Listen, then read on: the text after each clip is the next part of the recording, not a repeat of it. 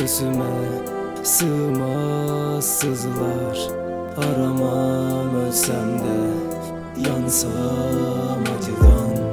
Kırılan kollarım şimdi boş sayende, sonumu beklerim kaçarak gölgende. Ay tutuldu sen gidince isterim ağla, gün gelir ve seni de bulur ettiğim vedalar. Suladığın çiçeklerin elbette solar, aynalarda yansıyan asık bu suratlar.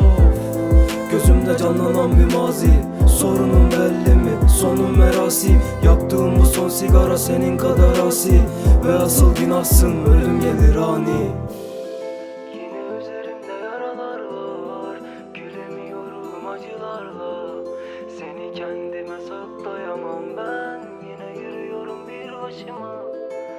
Bu yaraları saramazlar, savaşıyorum anılarla. Bizi bizden ayıranlar var, yine derdimi duymazlar. Yine üzerimde yaralar